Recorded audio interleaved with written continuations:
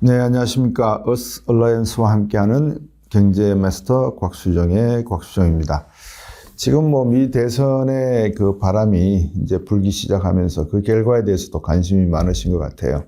근데 제가 미국과 한국 경제를 분석해 드리면서 중국 이야기도 조금은 드리는데 유럽 경제 이야기는 제가 거의 드리지 않는 부분입니다. 왜냐하면 제가 유럽 경제 전문가가 아니라서 그런 부분도 있고, 유럽 경제에 그렇게 중요한 맥락이 무엇인가도 고민해 볼 때 중국 경제와 가장 관련이 깊은 곳이 유럽 경제, 특히 이제 독일 경제이기 때문에 당구를 하시는 분들은 용어에 익숙하시죠. 쿠션이라고 하는 단어. 그러니까 유럽의 경제는 미국이 중국에게 때리는 공이 어떤 방향으로 가서 어떻게 쿠션을 맞아서 움직이느냐 영향이 있기 때문에 제가 유럽 이야기는 많이 해드리지 않은 것 같습니다. 근데 이제 오늘 주제가 어스 얼라이언스 쪽에서 잡아주신 게 유럽마저 무너지고 있다. 전 세계 돈의 흐름이 미국으로 향하고 있다. 이게 타이틀이에요. 그러면 이 부분에 대해서는 조금 설명을 드려야 될 것 같은데 방향은 그렇게 잡도록 하겠습니다. 미국이 중국을 어떻게 때릴 것이고 또 어떻게 때리고 있고, 그 다음에 대선 이후에 만약에 해리스가 된다면, 만약에 트럼프가 된다면 또 어떻게 때릴 것이고, 그러면 유럽 경제는 어떤 방향으로 나아갈 것인가. 그리고 지금 현재에 앓고 있는 유럽 경제 안에서 가장 지금 머리 아픈 부분이 러시아 우크라이나 전쟁이잖아요. 이 부분이 어떻게 될 것인지에 대해서도 한번 제 나름대로 여러분에게 설명을 드리겠습니다. 먼저 첫 출발점은 아무래도 미국 대선의 결과가 중요하겠죠. 지금 현재 유럽 경제도 그렇게 좋지 않다는 것은 많은 분들이 알고 계시고, 그 배경이 중국에 있다는 것은 아시기 때문에 미 대선이 어떤 방향으로 결론이 날지에 대해서 한번 말씀을 드리겠습니다. 일단 트럼프와 해리스의 가장 중요한 차이점은 네 가지에 있습니다. 하나가 세금 부분에 있고요. 그러니까 세금을 깎아주겠다. 또 깎아주는데 어떤 방식으로 서로가 차이점을 보여주고 있다라는 게 하나고요. 두 번째는 관세 정책을 어떻게 가져가겠다라는 부분이 있으니까 무역 정책이죠. 여러분 다 아시다시피 트럼프는 좀 더 강력한 무역 제재를 하겠다는 것이고, 해리스는 스텝 바이 스텝으로 가겠다는 것이고, 세 번째 이슈는 에너지 분야입니다. 트럼프는 기후 환경에 관해서 좀 천천히 가겠다는 건데, 그래서 여러 가지 규제를 풀고 하겠다라는 내용이고, 해리스는 이 에너지 정책에 대해서 조금 더 친환경적인 정책을 많이 가져갈 것 같아요. 그래서 여러분 아시다시피 에론 머스크가 돈을 그렇게 퍼붓는 이유도 트럼프가 자칫해서 내연기관 자동차에 너무 집중을 하게 되면 자신들 자동차 판매에 지장이 있으니까 아마 그런 분야가 있지 않나 싶고, 이제 마지막 관심사는 재정 적자 분야입니다. 미국의 재정 적자 규모가 지금 GDP 대비 한 90%를 좀 넘어서고 있는 상황인데, 이대로 가면은 한 5년 내에, 그러니까 차기 48대인가요? 대통령 임기 때에 GDP 대비 110%를 넘어갈 수 있다. 이렇게 생각을 하는 것 같습니다. 그러다 보니까 미국 정부로서는 트럼프와 해리스가 어느 쪽이 당선되느냐에 따라서 이 재정적자 문제도 역시 참 중요한 이슈가 되고 있다. 당연히 트럼프가 될 경우에는 재정적자 문제가 좀 더 빠르고 강하게 나타날 가능성이 있다. 이렇게 평가들 하는 것 같습니다. 그래서 미국의 대부분 경제학자들은 트럼프보다 해리스의 당선을 선호하고 있다. 이렇게 말씀을 드릴 수 있겠습니다. 근데 중요한 점은 해리스가 되든 트럼프가 되든 미국의 이해관계를 최우선시한다는 것은 분명한 당면 과제고요. 그래서 바이든 대통령 때도 봤지만은 트럼프가 추구하던 중국에 대한 관세, 수입 물품에 대한 관세 25%는 그대로 유지하고 있고 적용을 하고 있거든요. 그래서 만약에 해리스가 된다 하더라도 중국의 자동차, 전기자동차 생산에 대해서 또 중국의 무지막지한 글로벌 시장 경제 질서를 해칠 수 있는 공급 과잉을 초래할 수 있는 그런 형태의 생산은 아무래도 해리스도 마찬가지로 규제할 수밖에 없을 것이다 라고 보여집니다. 그리고 시청자 여러분들이 오해하실 수 있는 부분이 하나가 있는데, 최근에 해리스가 공약을 발표하고 이렇게 이제 스윙 스테이트에 집중을 하는 가운데 한국 방위비에 대한 이야기가 나온 것 같아요. 그러니까 어떤 한국 방위비가 맞냐 작냐라고 하는 질문에 대해서 해리스는 한국 측에서 방위비를 충분히 분담하고 있다. 이렇게 표현을 하니까 트럼프는 그보다 더 많은 뭐 수십억 달러를 요구할 것 같은데 지금 해리스가 요구하고 있는 8억 달러 정도면은 해리스는 더 이상 요구하지 않겠구나라는 생각을 하고 계시는데 워딩이 그런 워딩이 아닙니다. 그러니까 미국의 영어를 잘 해석을 하시면 충분하다고 생각하는 것이지 올리지 않겠다라고 하는 요구를 하지 않는다는 말은 안 한 겁니다. 그러니까 이게 이제 충분하다는 말이 어느 정도의 그 강력한 메시지를 담고 있는지는 모르겠지만 미국 입장에서 지금 우크라이나 전쟁에서 쓰고 있는 수많은 국방 예산, 그러니까 추경이겠죠. 어떤 면에서 보면 생각지도 못했던 전쟁 비용을 부담하고 있고 더군다나 이스라엘, 이란이 확전으로 들어가게 되면 이게 또 전비가 들어가게 되잖아요. 그럼 이게 다 재정적자로 연결되게 되고 재정적자라는 말은 달러를 많이 풀었다는 말이 되니까 달러화가 약세로 갈 수밖에 없다는 말이잖아요. 그러니까 약세로 간다는 말은 금리를 올려줘야 된다는 말이 되거든요. 왜냐하면 달러가 약세가 되면 물가가 올라갈 수밖에 없다는 의미가 됩니다. 그래서 그런 맥락을 쭉 놓고 봐서는 미국이 해리스가 되든 트럼프가 되든 중요한 거는 미국의 국가의 핵심 이해관계는 흔들리지 않는다. 그중에서 경제적인 관점, 특히 대외 정책 관점에서의 대중무역 규제, 제재는 보호무역 정책은 강화될 게 틀림이 없다. 이렇게 보시면 될 것 같습니다. 왜 그러느냐? 제가 지난번에도 말씀을 드렸습니다만 미국이 알고 있는 서브프라임 사태, 2008년 서브프라임 사태의 단초가 중국에서 제공을 했기 때문에 그들이 2008년 이전에 2003년 정도에 했던 소위 서브프라임 사태를 일으켰던 일에 대한 응징은 분명하게 아마 할 거로 저는 느껴지거든요. 음모론으로 치부하셔도 좋습니다. 하지만 그 음모론이 아닐 수도 있다는 것을 제가 몇 번 말씀을 드렸기 때문에 대중무역 제재는 분명하게 갈 것이다. 그러한 방향성을 제가 이번에 중국을 2번 8월부터 다녀오면서 상해라고 하는 것이 여러분 어떤 곳인지 대충 이해를 하실 겁니다. 청나라 시대에는 많은 서구 열강들의 조계지가 있었던 곳이고 다른 중국 내 도시보다는 사람들의 사고방식이나 뭐라 그럴까요? 문화가 상당히 좀 개방된 곳인데도 불구하고 이번에 가서 느낀 바는 홍콩에 있던 주식시장을 상해로 옮기려고 하는, 즉 홍콩에서 많이 벌어지고 있던 자산시장의 거래를 상해로 옮기려고 하는 중국의 밑그림이 있었는데 그 그림이 제대로 실천되고 있지 않는 듯한 느낌을 받았어요. 그래서 길거리에 사람이 없고 중국 분들은 길거리에 막 뭐 쇼핑을 하지 않아도 이렇게 움직이는 걸 좋아하시는데 그런 모습을 제가 보지를 못했고 얼굴 분위기도 매우 어둡다라는 말씀을 제가 한번 드렸던 것 같아요. 그래서 중국 경제가 그렇게 쉽게 회복되리라고는 저는 생각하지 않습니다.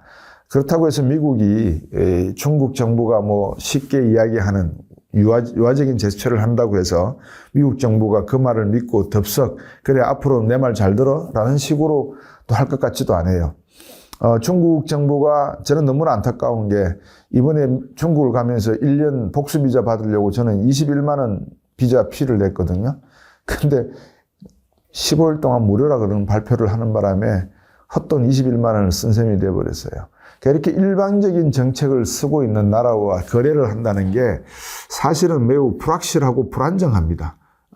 우리가 뭐 그런 중국 측의 제스처를 어떻게 외교적으로 해석하느냐 문제는 또 다른 별간의 문제지만 개인적인 느낌에서는 이런 나라하고 거래를 하는 데 있어서 과연 안정감을 가질 수 있을까? 그러니까 영어로 표현하면 reliable 할까? 의존할 수 있을까? 이런 질문은 늘 하게 되거든요.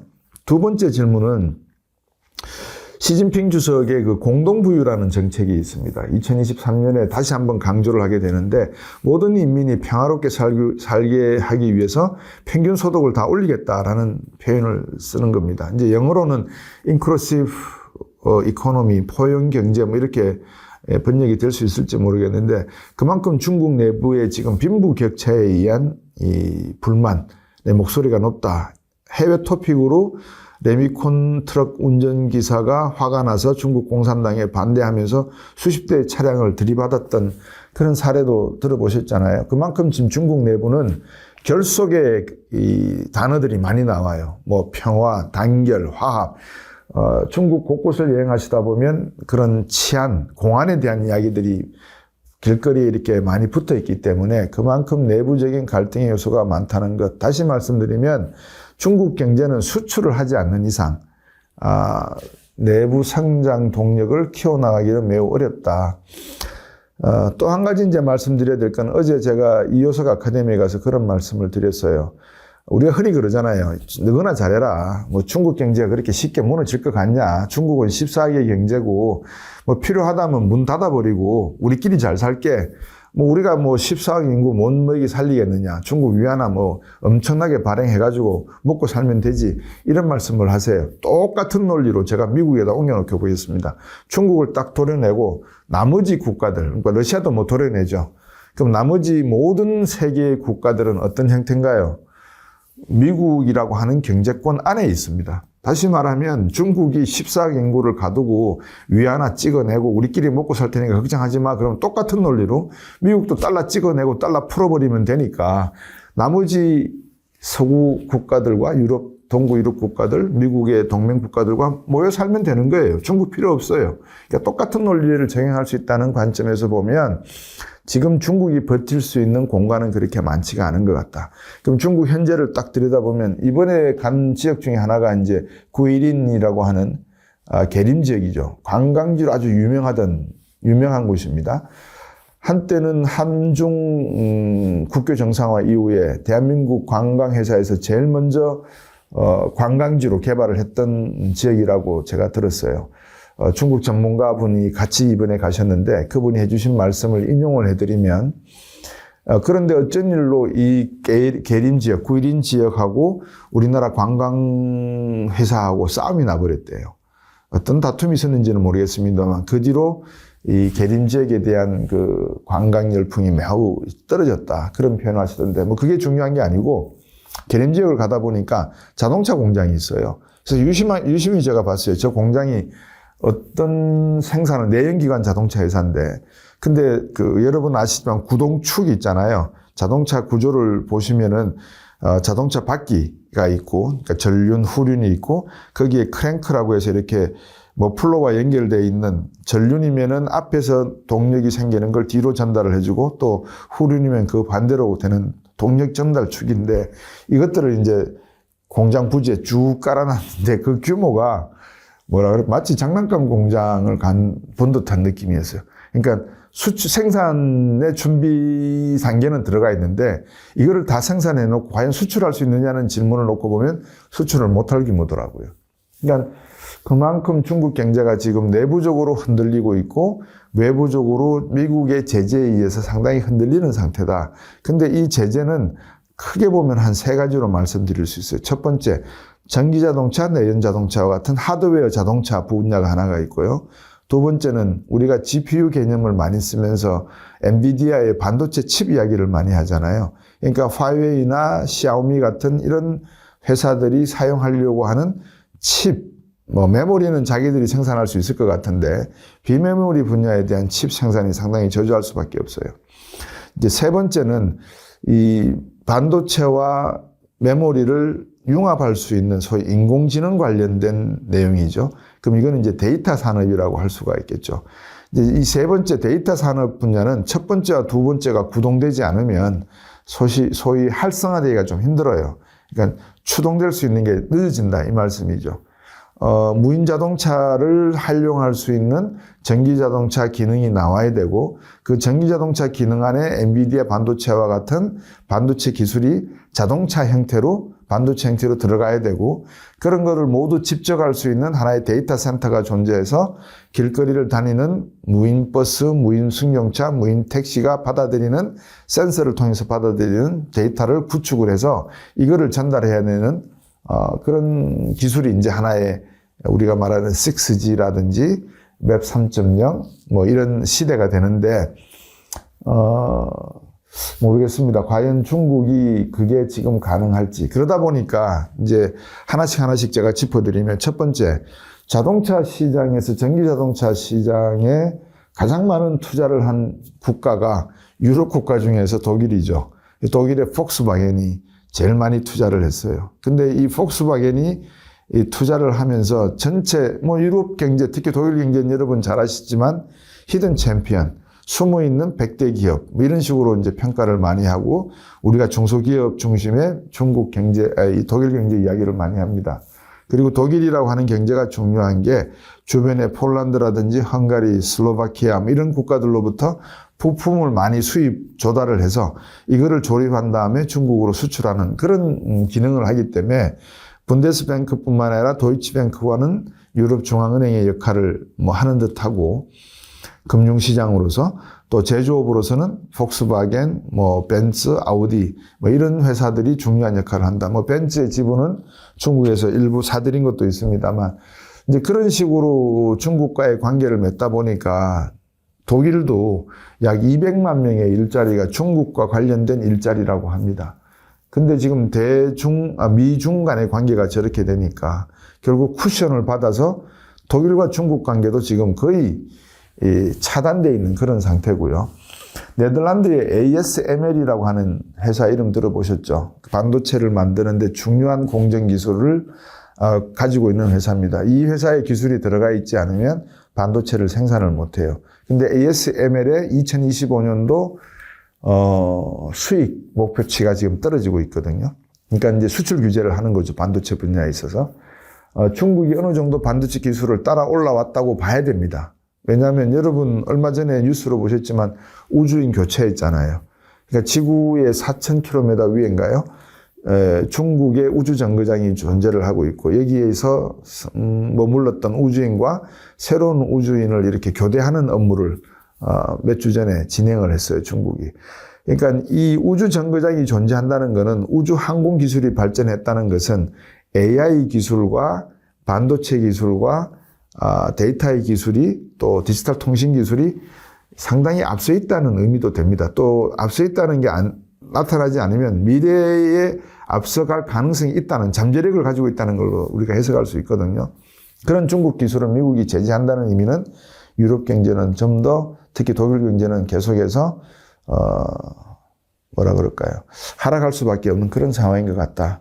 그래서 이제 제가 이런 표현도 가끔 써드립니다. 미국 경제와 중국 경제에서 우리 중국 경제를 하나의 그 큰 시장이라고 놓고 보면, 이 중국을 딱 빼내고 나면 나머지 이 경제도 미국의 경제권으로서 매우 중요한 경제권이다. 거기에는 몇 개의 중요한 허브가 존재를 합니다. 유럽 같은 경우에는 독일이 존재하고요. 아시아에 있어서는 일본이 존재하고 한국이 존재하고 그런 허브 경제가 존재하는데, 중국은 그 허브를 만들려고 했죠. 그게 뭔지는 아시잖아요.